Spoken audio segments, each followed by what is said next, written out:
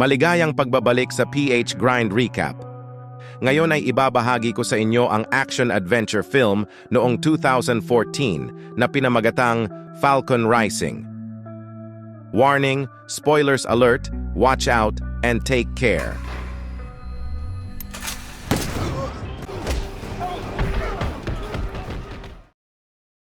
Nagsimula ang pelikula kay John Falcon Chapman, isang US Marine Corps veteran na dumaranas ng post-traumatic stress disorder dahil nasaksihan niya ang pagkamatay ng halos karamihan sa kanyang mga kaibigan sa digmaan. Ito ang dahilan upang madalas siyang maglaro ng Russian roulette sa tuwing inaatake ng kanyang kalungkutan. Ngunit sa kabutihang palad, ang baril ay hindi pumuputok sa tuwing kakalabitin niya ang gatilyo.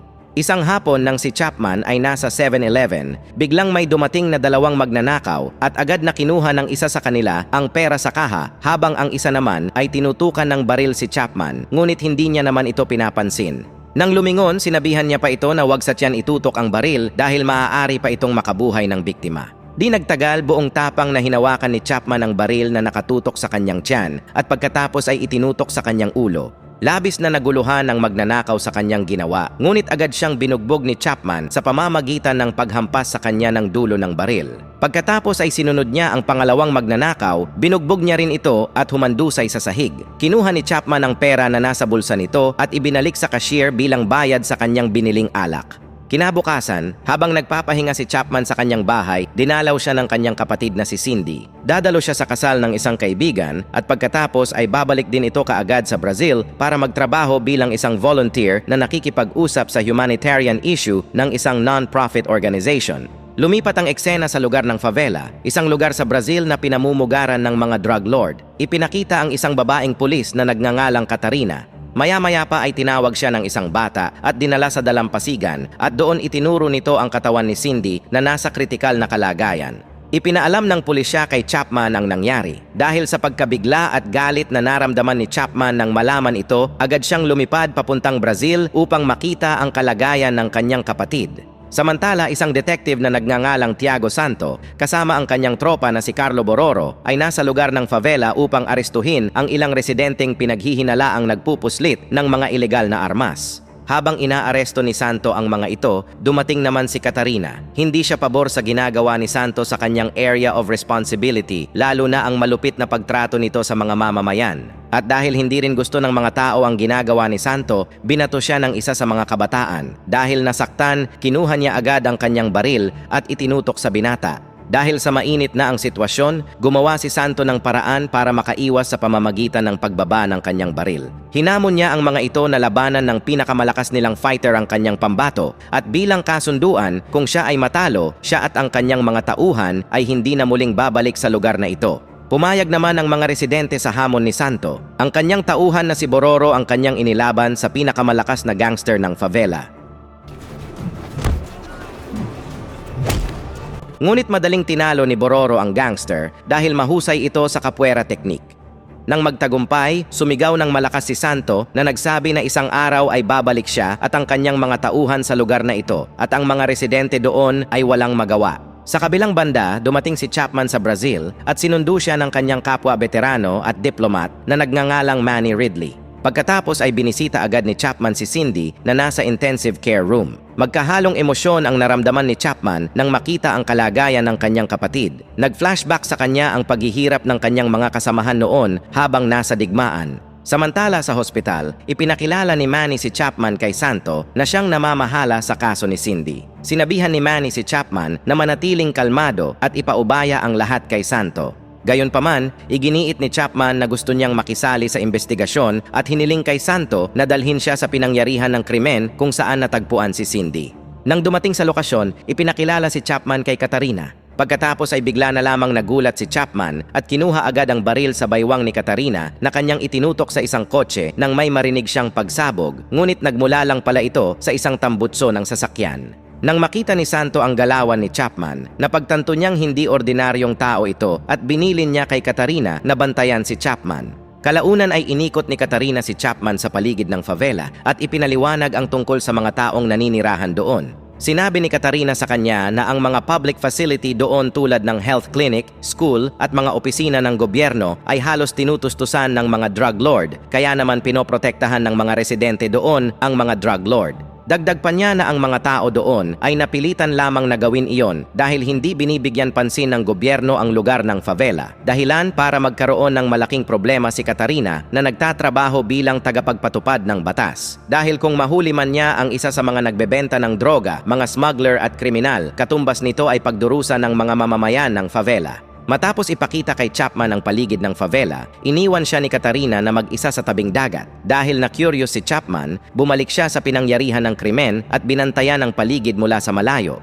Napansin niya ang isang grupo ng mga kahina-hinalang kabataan. Sinundan niya ito at nang malapitan niya ang isa sa kanila, laking gulat niya nang makita ang kwintas ni Cindy na suot ng isa sa mga binatilyong nagngangalang Kuka. Tinanong ni Chapman si Kuka kung saan galing ang kwintas, ngunit dahil hindi marunong mag-Ingles, hindi ito sumagot at sa halip ay pumapalag pa ito. Dahil sa namumuong tensyon, hindi na iwasan ni Chapman na makipaglaban. Gamit lamang ang kanyang mga kamay, isa-isang inatake ni Chapman ang mga ito.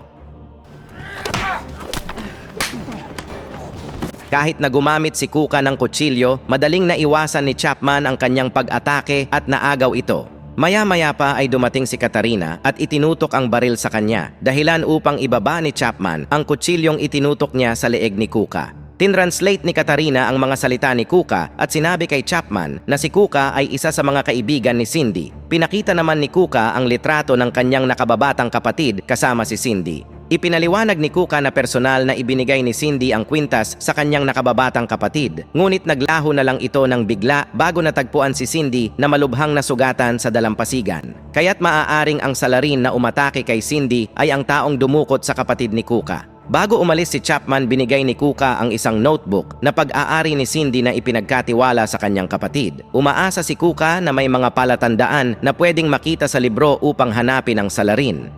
Noong araw na yon, pagkatapos suriin ang notebook gamit ang carbon paper, nakita ni Chapman ang numero ng telepono ng isang photographer na kamakailan lang ay nakatrabaho ni Cindy.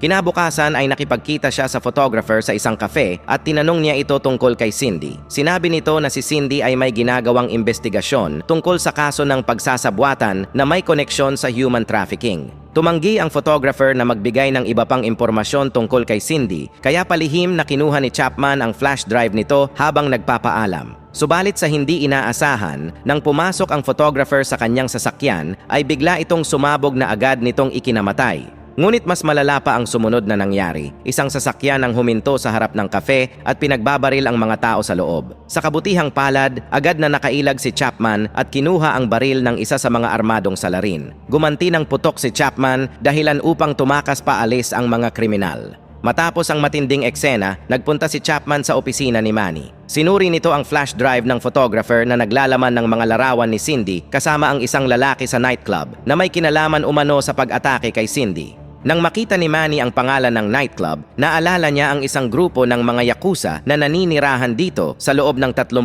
taon. Ang mga yakuza na ito ay mga sadistang kriminal na madalas mangidnap ng mga bata. Naisip ni Manny na malamang ay alam ni Cindy ang tungkol dito at nagsagawa siya ng sariling investigasyon at nang matuklasan ang kanyang ginagawa ay tinuruan nila si Cindy ng leksyon. Noong gabing yon, pumunta si Chapman sa nightclub at natagpuan ang lalaking kanyang hinahanap. Sinundan niya ang lalaki sa banyo at binugbog ito. Sa wakas ay sumuko na ang lalaki at ibinigay niya kay Chapman ang address ng lalaki na nanakit kay Cindy. Kinabukasan, pumunta si Chapman kasama si Manny sa address na ibinigay sa kanya. Samantala, si Santo at ang kanyang mga kapwa-pulis ay naghahanda na magsagawa ng malawakang raid sa isang residential area sa favela. Nagpunta ang grupo upang arestuhin ang mga nagbebenta ng droga. Ang pag-atake ay nagsimula at walang pinipili ang mga pulis. Agad na binaril at pinatay ang mga kabataan na nagtatangkang tumakas mula sa kanilang pagtugis. Karamihan sa mga kabataan ay namatay sa ambush at hindi nagbigay ng anumang babala si Santo bago magsimula ang raid. Maya-maya, isa sa mga tauhan ni Santo ang hindi pa rin tumitigil sa pag-ikot sa bawat sulok ng lugar nang aksidente nitong nakita ang ilang Hapon na nakasuot ng itim na suit na may bit-bit na mga bata. Nagduda ito kaya agad siyang lumapit at inaresto ang mga Hapones. Ilang sandali pa ay dumating si Santo at nilapitan ng kanyang tauhan, ngunit sa halip ay siya ang kanyang binaril at hinayaang makaalis ang mga Hapones sa lugar. Lumalabas na si Santo ay isang korap na pulis na nakikipagtulungan sa mga yakuza para malaya nilang maisagawa ang kanilang mga kriminal na gawain. Ang mas malala pa dito ay pinapalabas ni Santo na kasalanan ng mga residente sa favela ang nangyayaring krimen sa gawain ng mga grupo ng yakuza.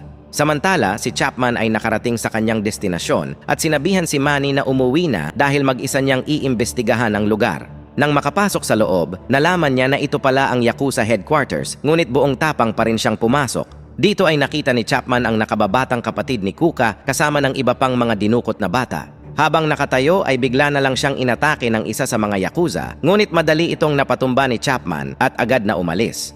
Di nagtagal, dumating ang iba pang mga Yakuza at nilabanan niya ang mga ito ng walang armas.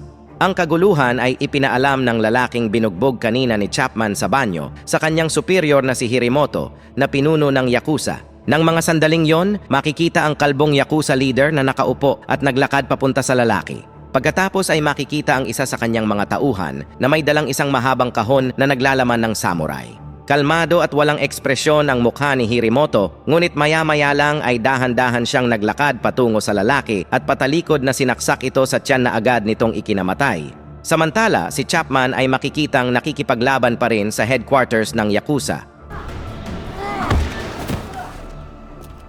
Kalaunan ay dumating ang grupo ni Santo at tinutukan ng baril si Chapman. Sinabi nila sa kanya na itigil ang pakikipaglaban sa mga Yakuza at nakinig naman si Chapman sa kanila.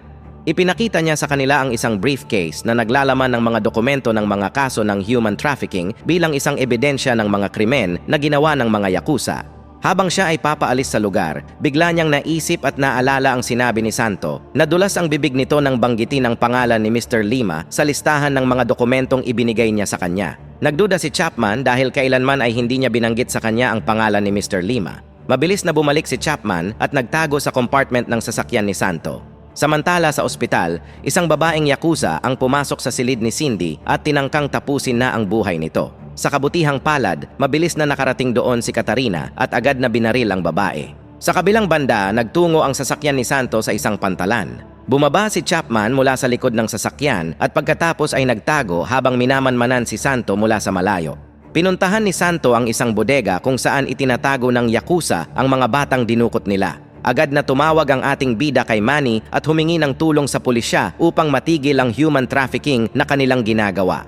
Ngunit dahil sa matagal na pagdating ng backup, mag-isang pumasok si Chapman at isa-isang inatake ang mga miyembro ng Yakuza. Matagumpay niyang napabagsak ang ilang miyembro ng Yakuza at ilang sandali pa ay si Bororo naman ang kanyang nakaharap. Agad siya nitong inatake gamit ang capoeira martial art technique, ngunit ang kanyang galawan ay walang kwenta kay Chapman. Mabilis siyang humandusay sa lupa matapos makatanggap ng isang mabigat na sipa mula sa ating bida.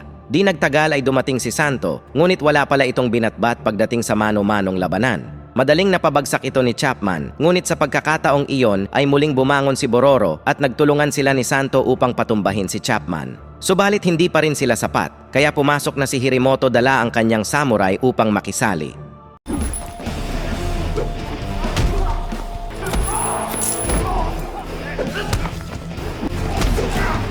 Ngunit madali muling napabagsak ni Chapman si Santo at Bororo gamit lamang ang kanyang mga kamay at paa. Kasunod nito, hinarap niya si Hirimoto at dahil ito ay may gamit na espada, kumuha siya ng 2 bakal para gamitin laban sa kalbo. Ang kanilang laban ay hindi tumagal at hindi nahirapang talunin ni Chapman si Hirimoto na agad na bumagsak matapos masaksak ng bakal. Kalaunan ay dumating si Manny at ang mga pulis sa pantalan habang kasalukuyang pinapalaya ni Chapman ang mga bata. Sa pagtatapos ng pelikula, nahaharap na naman si Chapman sa isang malaking problema dahil hindi niya alam kung paano mapapagamot ang mga sugat ni Cindy. Malaking halaga kasi ang magagastos niya para dito, ngunit sa kabutihang palad, handang tumulong si Manny para sa pagpapagamot ni Cindy, ngunit sa isang kondisyon kung papayag si Chapman na sumali sa Departamento ng Estado bilang isang agent sa ilalim ng pseudonym Falcon, ang pangalan na ginamit niya habang naglilingkod sa militar. Wala na siyang ibang pagpipilian kaya't pumayag siya sa alok ni Manny. Maraming salamat sa panonood. At kung nagustuhan mo ang movie recap na ito, i-click mo na yung like button at huwag mo na rin kalimutang mag-subscribe para sa susunod pang mga video.